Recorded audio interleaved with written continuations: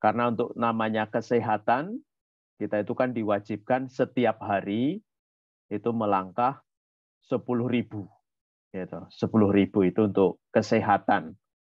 Jadi kalau kita sudah memasuki hari yang ke-12 ini, kira-kira kalau kita hitung itu sudah ada 1.000 langkah. Jadi kalau kita bicara tentang langkah-langkah kita secara fisik, ini tentu berbicara tentang kesehatan fisik. Pasti masing-masing sudah punya resolusinya. Kalau bisa itu di tahun 2023 kita itu enggak usah sakit. Yaitu. Karena kalau sakit nanti kita repot. Ya pilek sedikit oke lah. Demam sedikit oke lah. Tapi yang kita minta selain intensi-intensi kita tadi, kalau bisa di 2023 ini anak-anakku di YM Family semuanya sehat. Tidak ada kabar bahwa ada yang kena serangan jantung atau sakit apa gitu. Kita tidak ingin mendengar berita-berita seperti itu. Kita ingin betul pada malam ini minta kepada Tuhan supaya tahun 2023 kita semuanya sehat. Dan kita masing-masing sudah punya resolusinya supaya kita hidup sehat. Tinggal dijalankan dengan disiplin atau tidak. Yaitu kadang-kadang resolusinya pengen sehat, tapi tidak disiplin, ya maka kemudian ya sudah, hari ini minta supaya sehat, besok sudah sakit ini. Kalau tidak disiplin. Nah, tidak disiplin menjaga kesehatan. Nah, sekarang saya ingin mengajakmu untuk melihat secara rohani. Jika kamu itu sedang melangkah, sedang kamu melangkah. Ternyata ketika kita melangkah, yang ditemukan adalah hal-hal ini. Saya mencatatnya itu ada beberapa hal ini. Kalau kita benar-benar secara rohani itu melangkah ya. Kita benar-benar melangkah ini ya, bukan melangkah dalam imajinasi, tapi secara rohani juga kita bisa melangkah juga. Seperti kita melangkah secara fisik juga, kita bisa melihat gerakan dari kaki kita dan seterusnya. Nah, sekarang bagaimana kita melihatnya secara rohani? Satu, jika kakimu itu melangkah di jalannya Tuhan, maka tanda pertama yang akan kamu lihat dalam perjalanan itu adalah tanda bertobatlah. Yaitu kalau kita sudah melangkah, ternyata tanda pertama yang kita lihat secara rohani adalah kata ini, yaitu bertobatlah. Mengapa? Karena tiap hari ada saja godaannya. Kita baru bangun tidur saja, melangkahkan kaki dari bed tidur kita, mau menuju ke tempat di sekitar ruangan kita, itu sudah ada yang namanya godaan. Nah, tiap hari selalu saja ada dosa yang kita lakukan. Entah itu dosa yang kecil maupun dosa yang besar. Tiap hari itu ada saja dosa yang kita lakukan. Maka tanda ini kelihatan sekali semakin jelas ketika kita melangkah, yaitu bertobatlah. Tadi di Mazmur tanggapan tadi menarik itu Israel itu. 40 tahun bayangkan. Dilihat Tuhan itu hidup mereka. Semakin hari hati mereka semakin keras, semakin membatu, kecenderungannya mau meninggalkan Tuhan, menjauhkan hidupnya dari Tuhan, sampai jengkel itu Tuhan. Nah, kalau kamu mau melihat ya godaan, tantangan, dosa yang kita lakukan, baca lagi itu Mazmur tanggapan itu tadi. Sampai di Mazmur tanggapannya, jika kamu dengarkan suara Tuhan, jangan keraskan hatimu. Yaitu. Kadang-kadang kan kalau orang yang punya kecenderungan mau meninggalkan Tuhan, baru dengar suara Tuhan saja sudah. Cepat-cepat ditutup itu telinganya. Nah, sekarang kita diingatkan, jika kamu mendengarkan suara Tuhan, jangan keraskan hatimu. Itu poin pertama, teman-teman, ketika kita berjalan secara rohani, tanda yang nampak sekali sangat jelas adalah kata bertobatlah. Nah, kemudian yang kedua, setelah kamu berjalan lagi, muncul tanda lain yang kamu lihat, yaitu kata percayalah.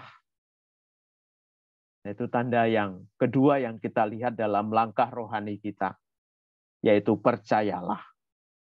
Dan dalam hal ini tidak hanya sekedar percaya begitu saja. Ketika saya tanya kepada kalian, Widi, Natalia, Livia, Tina, Wati, gitu. Saya tanya, kamu percaya? Yes, aku percaya. Nah, itu baru di bibir kita. Yang saya artikan di sini, melihat tanda ini, yaitu tanda percayalah, kita itu percaya kepada Tuhan yang Maha Kudus. Kita percaya kepada Tuhan yang Maha Kasih. Kita percaya kepada Tuhan yang Maha Belas Kasih. Dan kita percaya kepada Tuhan, yaitu Tuhan yang Maha Murah. Kalau saudara-saudari kita Muslim, dia sampai punya sebutan Allah itu 99. Dan sekarang di beberapa kota, ya, di Indonesia, kalau yang nuansanya Islam terasa itu bahkan ditulis itu di sepanjang jalan. Nama-nama Allah itu. Banyak sekali di sana. Nah, di sini saya juga ingin mengajak kepada kalian, ketika kita melihat tanda dalam langkah hidup kita, ada kata percayalah. Nah, maka kemudian di situ kita percaya kepada tadi. Allah kita yang baik, Allah kita yang Maha Kasih, Allah kita yang penuh belas kasih, Allah kita yang Maha Kudus, dan Allah kita yang Maha Murah, dan seterusnya. Mengapa ini saya sebutkan? Karena dengan percaya seperti itu, kita itu selalu bisa bangkit dan bersemangat lagi di saat kita jatuh. Kadang-kadang sederhana terjadi demikian. Orang jatuh, orang gagal, sudah kayak semuanya runtuh. Padahal kalau dalam konsep hidupmu secara rohani, kau melihat Allahmu dan percaya Allah yang baik, Allah yang Maha Kudus, Allah yang berbelas kasih, Allah yang Maha Murah, Allah yang Maha Pengampun. Wah, itu cepat sekali. Kita itu bisa bangkit lagi. Tapi ya jangan cepat-cepat lalu berbuat dosa. Tidak. Saya tidak menyarankan seperti itu. Tapi yang jelas, mudah sekali kita menjadi bersemangat kembali. Mudah sekali kita bangkit lagi. Nah, seperti itu. Maka tanamkanlah, ya, percayalah kepada Allah yang begitu baik, yang kudus, berbelas kasih, Maha Murah, Maha Pengampun, dan seterusnya. Nah, kemudian yang ketiga, akhirnya itu akan muncul tanda lain yang bisa kamu lihat. Nah, kata-katanya itu demikian. Kerajaan Allah sudah dekat. Nah, itu tanda yang ketiga yang kita lihat. Kerajaan Allah sudah dekat. Artinya, yang mau saya katakan adalah kita memang secara fisik masih bersiarah di dunia ini. secara fisik jelas.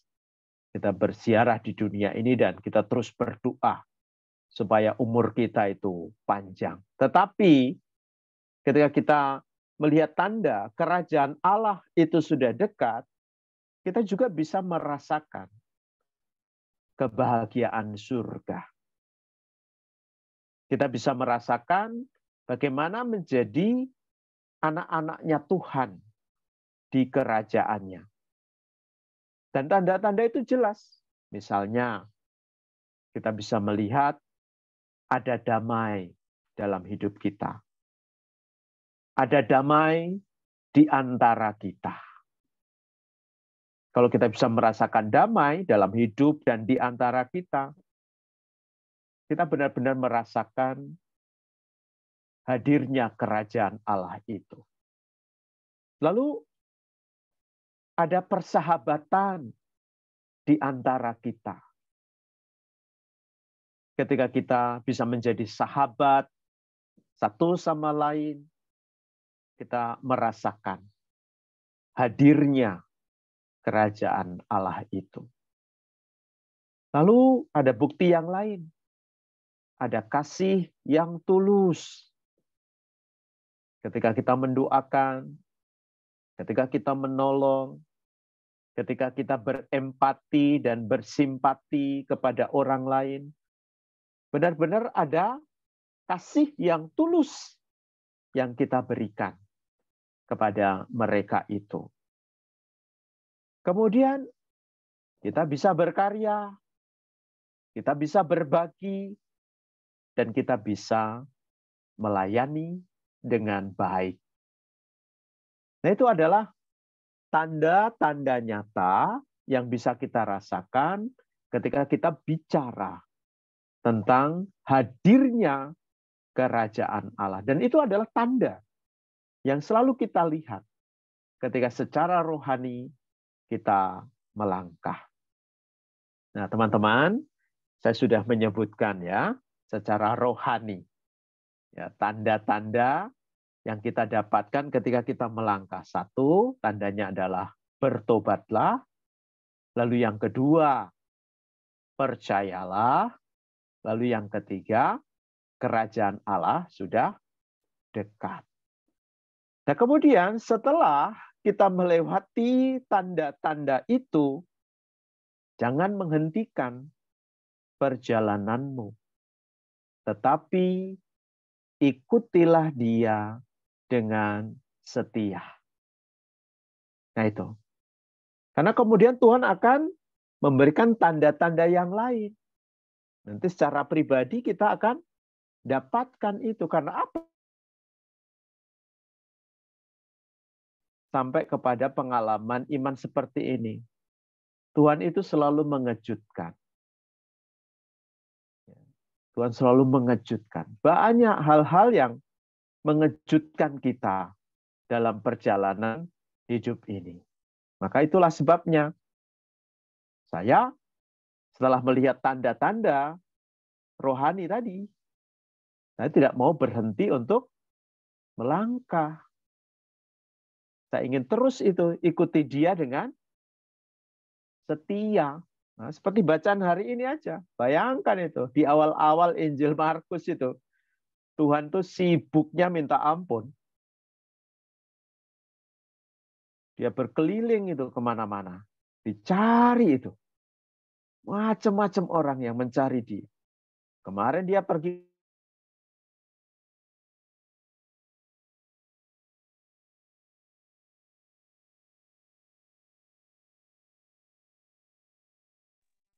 Romo internetnya jelek kali ya? Ngeheng ya? Nih, Romo ke-mute. Bukan ke-mute, Romo dengan nge-lag. Yesus ya. Dapat berkat yang melimpah itu. Yang sakit disembuhkan, yang kerasukan setan bisa diusir itu, roh-roh jahatnya itu. Dan hari ini kita mendengar orang sakit kusta disembuhkan oleh Yesus dan seterusnya. Nah, sekali lagi, kalau kamu sudah melihat tanda-tanda tadi, harus diikuti dengan setia. Nah, itulah yang saya sebut dengan tema hari ini, yaitu life is a journey. Ya, life is a journey. Nah sekarang kamu jangan enak-enak aja dengerin khotbah saya, renungan saya. Nah ini ada PR untukmu. Ya, ini ada PR untukmu. Nah PR-nya ini saya catat beberapa ini. Pertama, ya PR-nya ini PR untukmu 1. Hitunglah langkah-langkahmu selama 2023. Hitunglah langkahmu selama 2023. Pertanyaannya, apakah ada yang sanggup itu untuk menghitung langkah-langkahmu selama 2023? Kalau mau buat rangkumannya gampang, karena 1 hari 10.000 tinggal dikali aja. 365. Nanti tinggal bilang kepada Romo Santoso di akhir tahun, nanti bilang, oh Romo PR-nya sudah saya jawab. Itu jumlahnya ada 3.650.000 langkah. Ya itu ya tinggal angka ya, tinggal dikalikan aja. Tapi benar enggak? Konsisten enggak bahwa tiap hari langkahnya itu 10.000? Paling hanya kalau libur ya langkahnya hanya 10 langkah karena di dalam kamar hanya dari bed tidur ke WC aja, ya ke toilet aja kan nggak bisa dihitung 10.000. Emangnya kamu hitung 10.000 langkah di dalam kamar ketika liburan, pusing kamu. Nah, pusing hanya muter-muter di kamar gitu. Oke, ini soal angka fisik. Bisa enggak kamu hitung nanti selama 2023? Siapa tahu saya masih ingat, saya tanya lagi nanti di tanggal 31 Desember 2023. Langkahnya sudah berapa langkah? Lalu yang kedua, ya PR-nya adalah perhatikanlah langkah-langkahmu. Ya, perhatikanlah langkah-langkahmu. Apakah kamu itu melangkah menuju hal-hal yang baik atau yang sebaliknya? Langkahmu itu menuju kepada hal-hal yang tidak baik. Nah itu.